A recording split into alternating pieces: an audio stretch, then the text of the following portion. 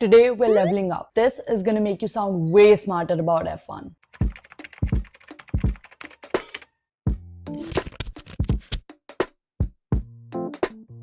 Welcome back to my channel. I'm Kea, and quick fair warning for this video, it might use a few extra brain cells, okay? But you gotta stick with me because by the end of this video, you'll have covered almost everything that you need to actually understand the sport. Okay, but before we do get to frying our neurons, make sure you've liked, subscribed, and turned on post notifications so that you don't miss out on the next lap of content. And with that being said, let's get into it.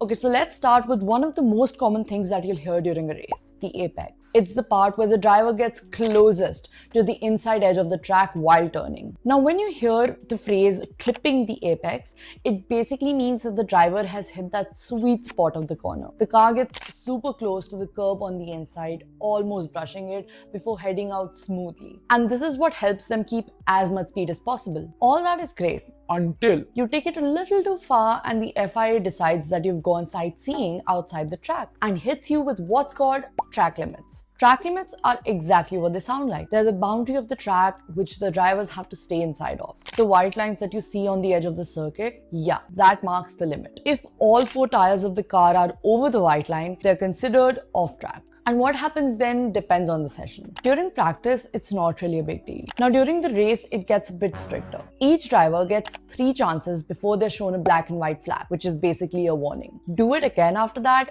5 seconds penalty. Once more after that, 10 seconds penalty. It's the easiest rule to understand, but the hardest one to follow. Okay, now that we've talked about the lines that define the track, let's talk about what's sitting on those lines, the curbs. You've definitely seen them. They're the red and white or sometimes yellow strips along the edge of the corner. So curbs mark the boundary between the track and the off-track area. They help the drivers know exactly how far they can push before they're considered off the racing surface. But here's the thing, not all curbs are the same. Some are smooth and flat so that the drivers can run over them and straighten their line through a corner. Others are super bumpy and aggressive. Hit those too hard and the car might bounce, lose grip, or even damage the floor or suspension. They give the drivers a little warning through the steering wheel or the car's movement that they're right on the edge. There are even special ones called sausage curbs. They are the raised bumps meant to stop the drivers from taking shortcuts or cutting corners. But they can definitely be risky too. Hit them the wrong way and the car might go airborne. Now, if a driver gets a little too friendly with the curbs and runs out of track to work with, that's when they meet what's called the runoff area. Runoff area is basically the safety zone right next to the track.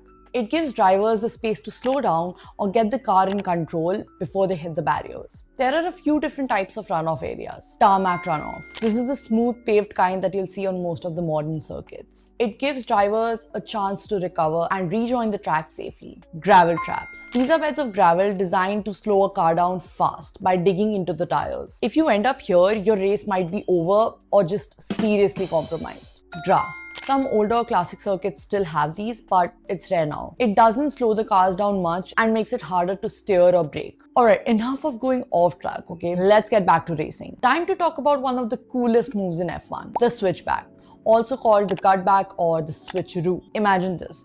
A driver wants to overtake, but a car in front has blocked the inside of the corner. So instead, the driver will go a little wide, then cut back in as soon as the other car slows down, basically sneaking past on the exit. This move works best in the slow corners, where there's enough space to change the direction smoothly. That's the patient way to overtake. The impatient way, that's called the dive bomb. A dive bomb happens when a driver tries to overtake by braking really late and basically diving down the inside of another car before they hit the corner. It's literally send it and hope for the best kind of move. So that's all the fun stuff on track. Now let's go backstage, where the FIA plays referee. So every F1 car has to go through this one thing called scrutineering. Basically, scrutineering is just a fancy word for the technical and the safety checks that FIA does to make sure every car follows the rules. So before any car goes on track, the FIA officials called scrutineers, they inspect it to confirm that it's built according to the current regulations and that it's safe to race. They also check the cars again after a major repair or crashes to make sure nothing's been changed or damaged in a way that breaks the rules. Okay, so once the scrutineering's done,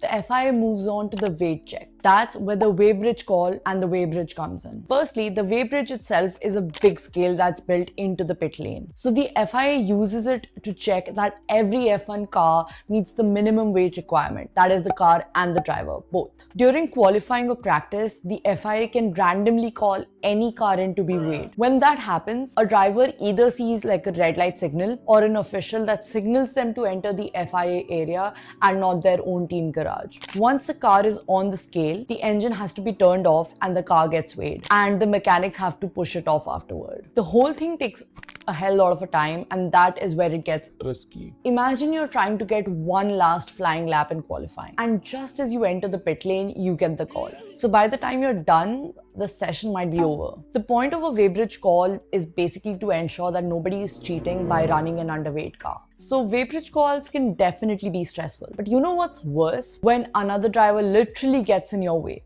And that is called impeding. So during qualifying, every driver is trying to set the fastest lap possible, right? But here's the problem. There are 20 drivers on track and not everyone is going full speed at the same time. So when a slow car ends up in the way of a driver on a fast lap, that is called impeding. It basically means that one driver has blocked another and has ruined their lap. The FIA takes this quite seriously. If a driver impedes someone in qualifying, they usually get a grid penalty. And if you do want a full breakdown on the different types of F1 penalties, then do go check out my video after this one. Okay, anyways, now let's talk about the one place where the drivers have to slow down, the pit lane. It's the only part of the race where flooring it isn't allowed. There's an actual speed limit, the pit lane speed limit, and breaking it comes with serious regrets. It's usually 80 km/h, but there are a few exceptions. At tracks like Melbourne, Monaco, Zandvoort in Singapore, it drops to 60 km/h. When drivers enter the pits, they hit this button on their steering wheel which is called the pit limiter. It makes sure that even if they floor it, the car won't go above a certain speed limit. But here is the thing, penalties can still happen. If the driver hits the limiter too late, or too early, or if it's just not calibrated, the car might go a little over the limit. And that tiny mistake, it earns the driver a time penalty. Usually 5 seconds, but that's enough to ruin a strategy. We've covered what the drivers deal with on track and in the pits.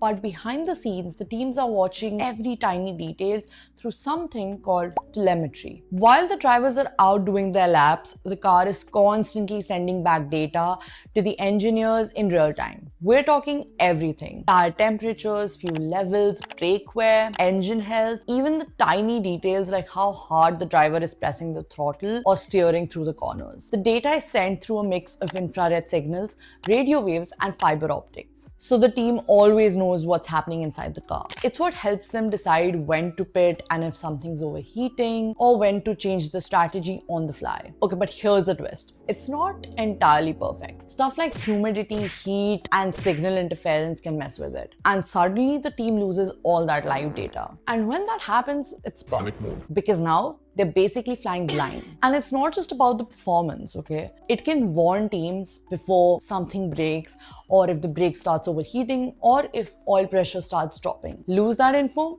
and you go from strategy problem to safety issue like real quick. So yeah, it might not look exciting, but it's pretty much the hero behind every race. Okay, now let's get into something that sounds super technical, but at the same time will make it easy, so don't worry. But it's one of the coolest parts of modern F1, and it's called harvesting. So harvesting is basically how the F1 cars recycle their own energy. So instead of wasting it as heat or movement, they recover it and use it later for extra power. So this involves two main systems: the KERS, KERS, or the ERS. The kinetic energy recovery system was the first version, and it was introduced back in 2009. It takes energy that's usually lost when a car brakes and turns it into electrical energy, which gets stored in the car's battery. So the driver can use that stored energy later as an extra boost. The modern F1 cars use something called the ERS, Energy Recovery System. So this includes two main parts, the MGUK and the MGUH. The MGUK, short for Motor Generator Unit Kinetic, is what collects the energy when the driver hits the brake. It captures it and it stores it in the battery. So when the driver accelerates, it sends back that energy, the stored energy, back to the wheels. This is similar to the KERS that we mentioned before. The MGUH, which is short for Motor Generator Unit Heat, collects energy from the hot exhaust gases coming out of the engine. That's also converted into electricity and stored in the battery. So all this stored energy can be used for when the driver needs it the most, for overtaking, defending, or just squeezing out the extra speed on a straight. The driver decides when to use it, but the actual harvesting process is mostly automatic. And obviously there are FI limits for how much energy can be stored and used per lap, so the teams have to be strategic about managing it all. When to charge, when to deploy, and how to balance it with fuel use. Let's talk about how the teams actually keep track of it all. This is where the state of charge, or SOC, comes in. So SOC basically shows how much electrical energy it has stored for that extra use. But here's something to note. The battery graphic that you see on your screens, like this one, it doesn't show the car's total charge. It's only showing how much energy the driver can use in that particular lap. The rules say that they can use a set amount of energy per lap, which is 4 megajoules. When a new lap starts, the limit resets and they can use it again. Of course, as long as the main battery still has energy in it. I know, that was a lot, okay? But we're almost at the finish line for the F1 Basics series. After this, there's just one more video left in the series and then we're done. Total brain fart. Gee. So you better hit like, subscribe, and do turn on post notifications because we're on the last lap now. Okay, bye.